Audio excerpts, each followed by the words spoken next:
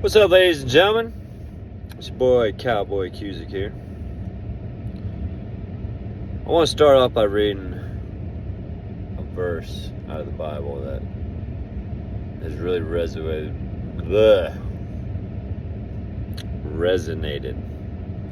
with me lately. It's Jeremiah 29, verse 11. For I know the plans I have for you, declares the Lord. Plans to prosper you and not to harm you. Plans to give you hope and a future.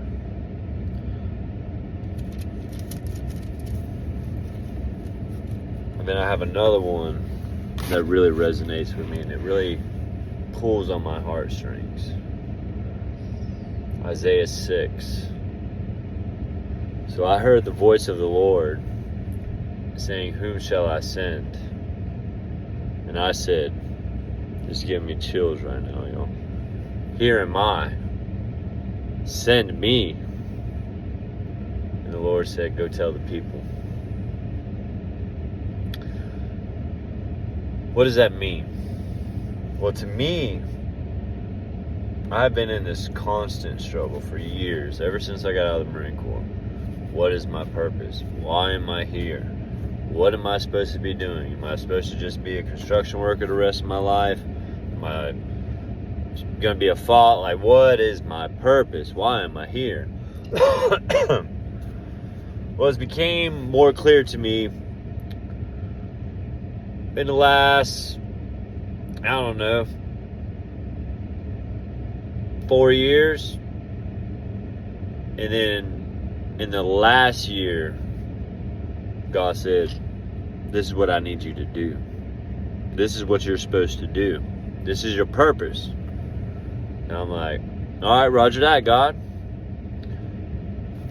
Where? I'm still working on that. But the only way that I'm going to receive that is through this and getting on my knees and growing my relationship with my Father in heaven. With that being said, 9/11 was last week. 9/11 is usually a hard day for me. It's a Memorial Day. It's an anniversary. You know, I signed my name on a dotted line, paid for by my life. Signed a blank check to the government, to America. I lost brothers, wear on these arms. And really, if I really wanted to put all the names, I would be like a 13-year-old teenage girl with the bracelet making kit. Like, there would be a lot of them. A lot of them died in war, and a lot of them died by taking their own lives. 22 a day. Veterans are a statistic. And it's sad. You can ask my wife how many times that I've got out of bed because my phone rang at 0:30 and it was one of my brothers in a different time zone. And the way I look at it is I'd rather carry on that conversation in the middle of the night and listen. It's getting me a little emotional, man. This shit touches home.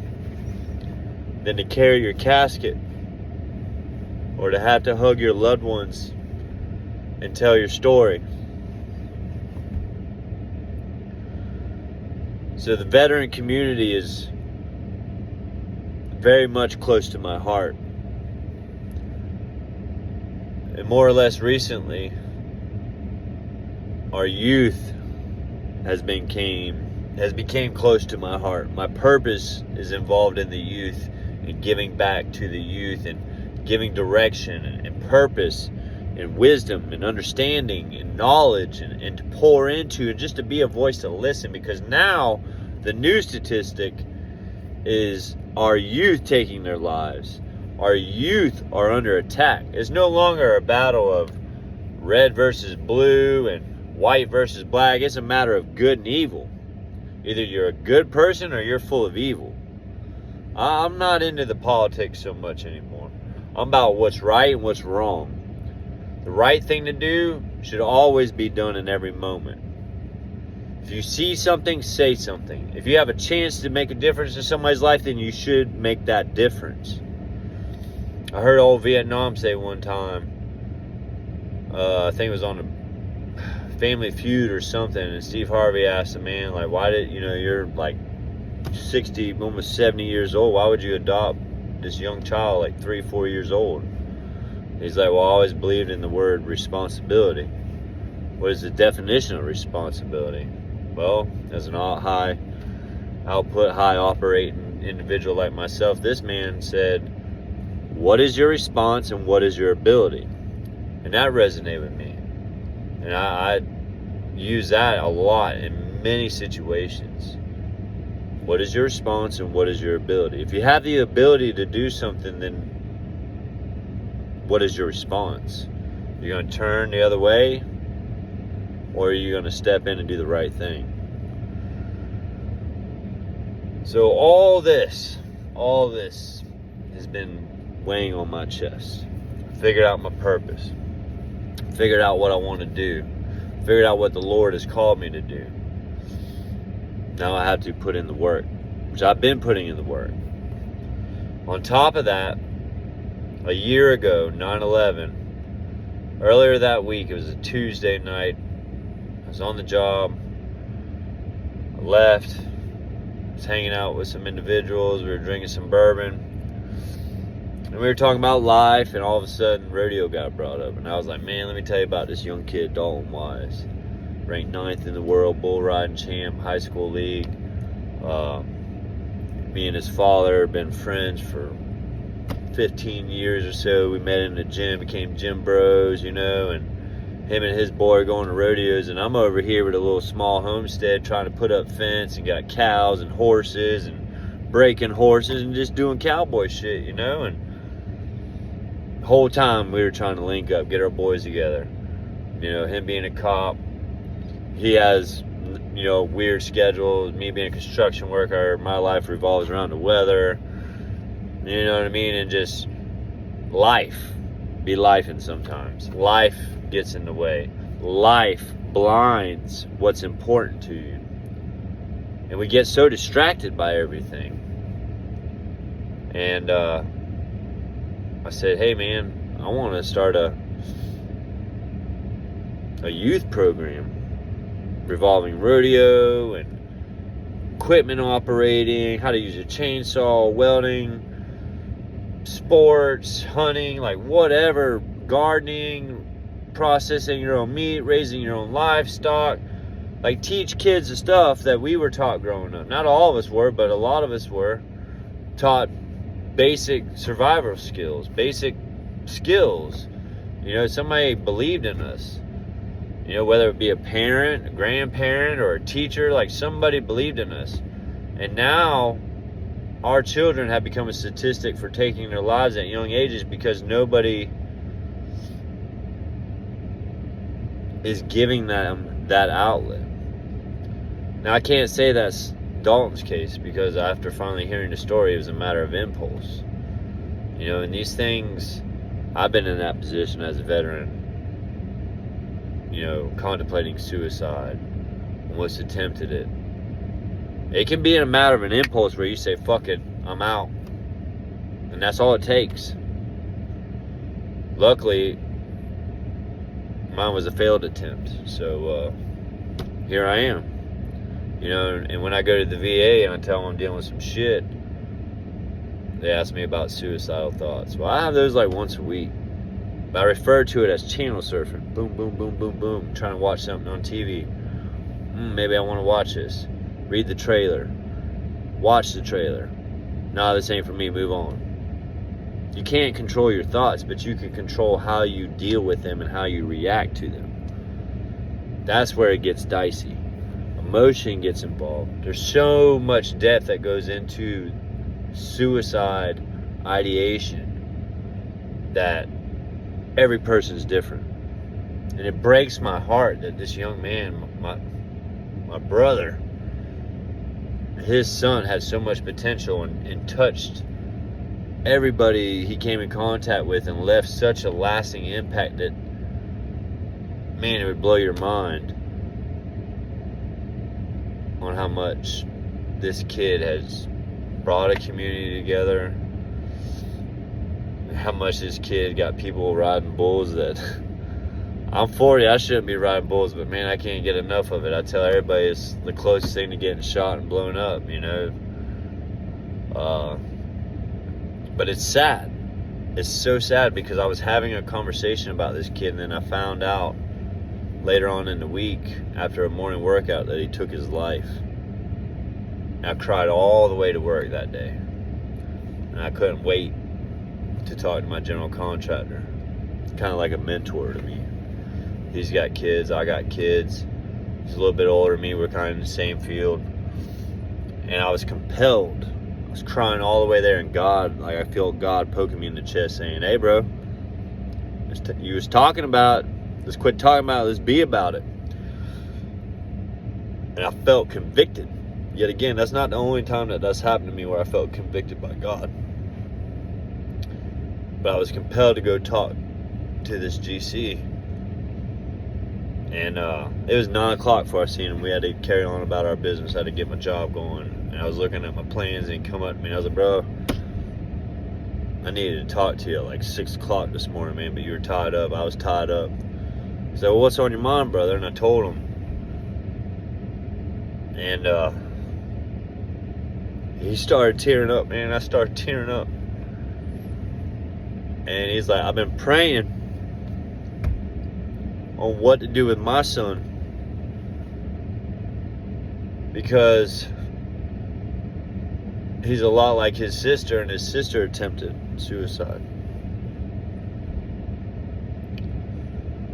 And I've been praying on how I should deal with this situation, because, you know, our kids, especially when they get teenagers, bro, they think they're 15 going on 20, and they take on the world, and they're ready to be grown. And sometimes you just want to snatch that kid up, because you know that's you coming out of them. You know what I mean? That little turd, that little shithead, that's you. You raising that. But kids are different, man. Every one of my kids I have to approach differently when it comes to behavior problems, because every one of them is different.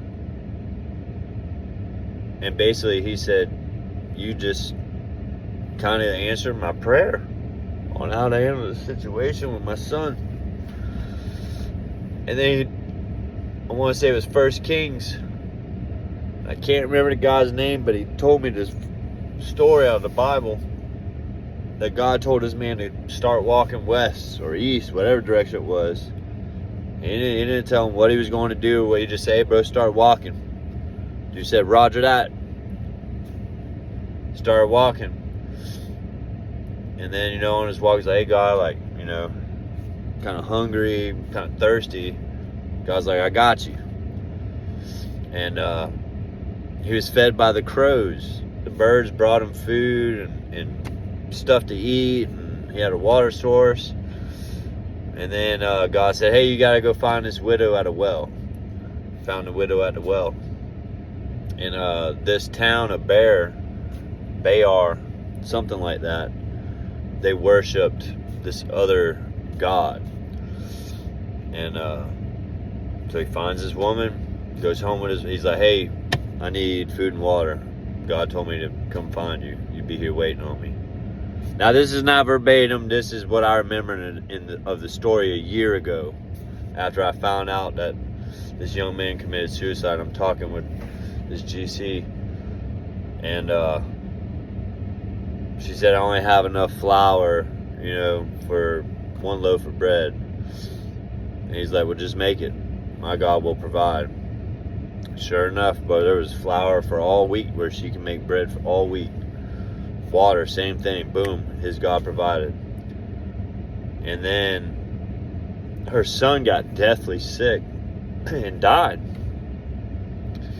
And this woman said, your God's cursing me. Is this how your God treats me, by killing one of my own? And is that going to convert me to him? And dude went up the stairs, and that was the first resurrection recorded. And her son came back to life, and then she became a believer in Christ.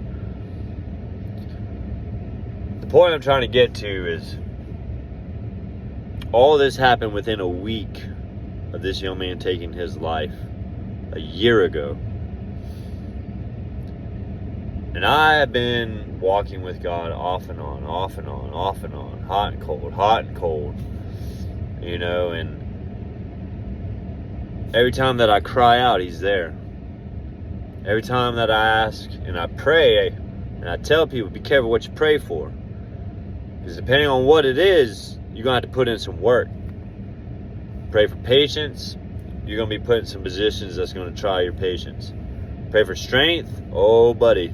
You pray for strength, you better be ready, because you're going to be put some positions that's going to test your strength, and it's going to build strength. When you come out on the other end, you're going to be that much stronger. But what God has in store for you, because he knows the plans that he has for us, you have to be prepared. Basically, look at it, when I went into boot camp and in the Marine Corps, in Operation Iraqi Freedom was going on, I had to go through boot camp and training before they sent me to war. So that's the same concept of what God has in store for you. You have to go through boot camp first before you can receive what's on the other side, because you ain't going to be ready. You're going to crumble. You're going to fall. So within the last year, my purpose has been more revealed to me than ever on the direction I need to go in my life in building this youth program. It's all in God's timing, not my timing. It's in God's timing. And a lot of that has been shaped over this young man, Dalton, taking his life a year ago. I've been on 20 bulls since 9/11 last year. We had a jackpot memorial rodeo for Dalton Wise, Ride Like a Champion, this past weekend. I competed in it. I got slammed. I almost got knocked out. I was seeing black and clear as day. Black, clear as day. I was two-stepping, like falling over, but I'm still here. That's the first time in my life that I've ever been close to being knocked out. Never been knocked out in my life. I've been hit in the head 1,000 times, stitches, never been knocked out. And here I am to tell you that I'm going to be competing in the Hoover the Mover Monk's Corner Rodeo October 4th. I'm competing in 2 rodeos. Well, technically 3 if you count the jackpot. My son has rode bulls. We're actually tied. My daughters have rode bulls. I competed in this jackpot with my 17-year-old daughter and her friend, 15-year-old girl. Both of them girls. Her friend, that was the first time she ever rode a bull. God is moving. But you know who else is moving in the shadows? The devil. We are in a battle of good and evil. We need to be involved in our children's lives. They are our future. They need us now more than ever. And we have to lay out the foundation for them. And the whole point of me making this video is because I've been unresolved since 9/11. You know, it broke my heart yet again that this young man that had so much going for him acted on a moment of impulse and thought that taking his life was the best way out of his situation. A lot of us have been in that position. A lot of people have also taken their lives. Veterans, buddies of mine have. It's sad, man. But you know what? I have a new family. Shady Acres, man. I love them to death. Mr. Eddie, Miss Sonia, Dorian. Man, there's so many people that are my family. I love these people with all my heart. Every time I see them, it brings a smile to my face when they see my family. How they interact with my family. These are just real good people. They believe in God. They believe in the rodeo. They believe in standing up for what is right. Half of them are veterans. Shady Acres is not too far from Camp Lejeune, where I resided in the Marine Corps, so I get young Marines in there with a little 1/8 inch, regulation mustaches, soldiers from Fort Bragg. You know what I mean? It's great. You can be who you are there. And everybody's about helping everybody. And we need a lot more of that in this world. Humanity, humility, integrity, character, tact, bearing. I'm over here about to quote J.J. Did Ty Buckle. 7 traits of the Marine Corps. Courage, knowledge, loyalty, enthusiasm. I mean, I can go on and on. These are traits that need to be instilled into our youth and even adults, young adults. I tell everybody my job sucks because it is very taxing. It's very taxing on the mind. Physically, sometimes it is physically taxing. But I have a bunch of young boys out here, and I lead them.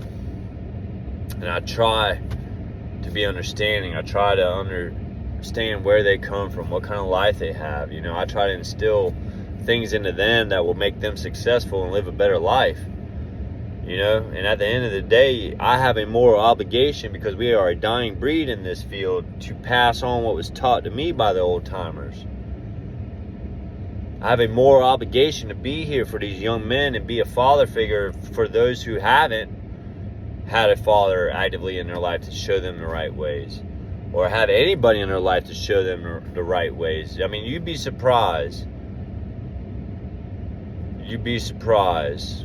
Even in this field, how many men go home and think about taking their lives because this shit sucks. It's not for the faint of heart. Life sucks. It's not for the faint of heart. Man, you got to be mentally prepared and physically prepared every day to take on life, because it'll beat you down. And then you got to have the strength to get back up and keep moving forward.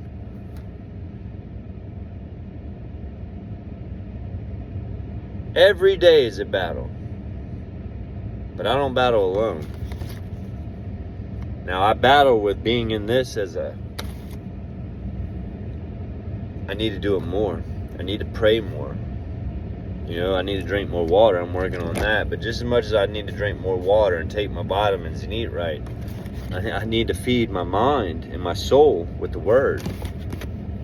I need to grow my relationship with my Father upstairs, because He knows the plans that He has for me.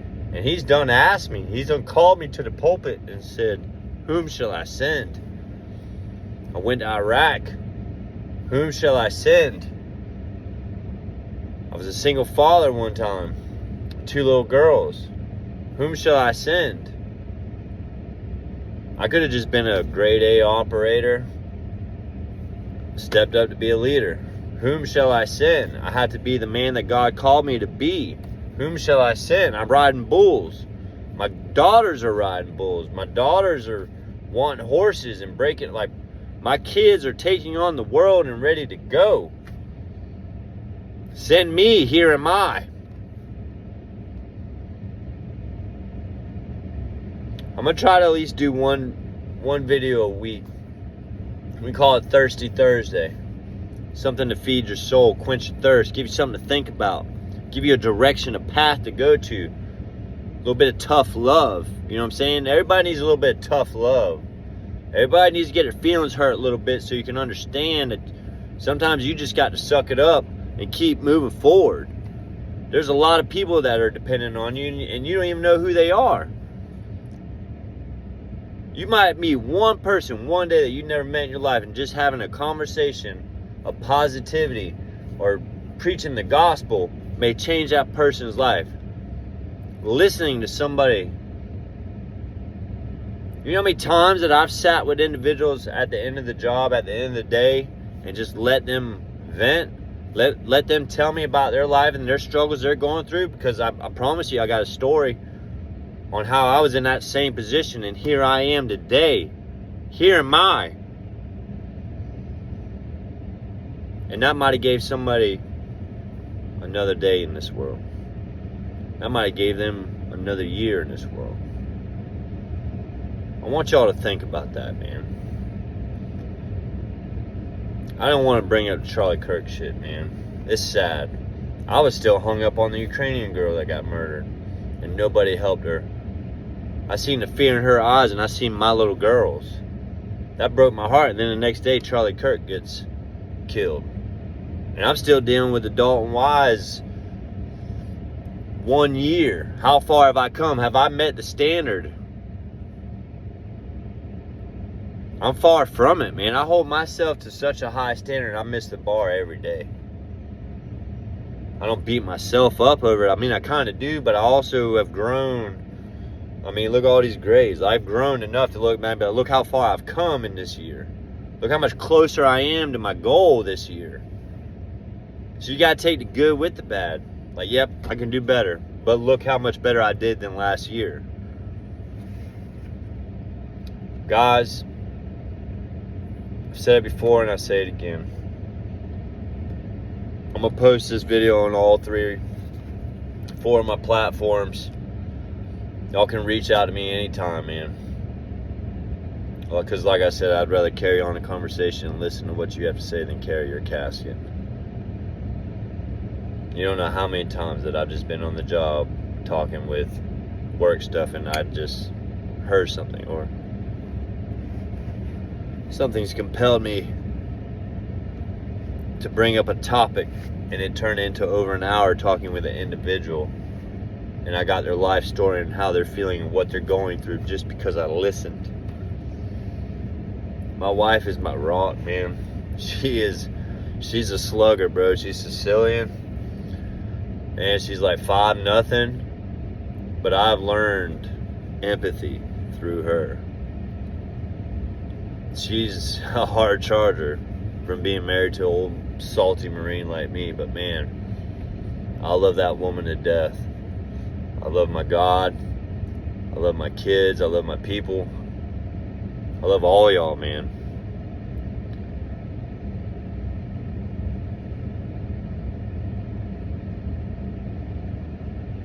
Think about that. Cowboy Cusick. Out.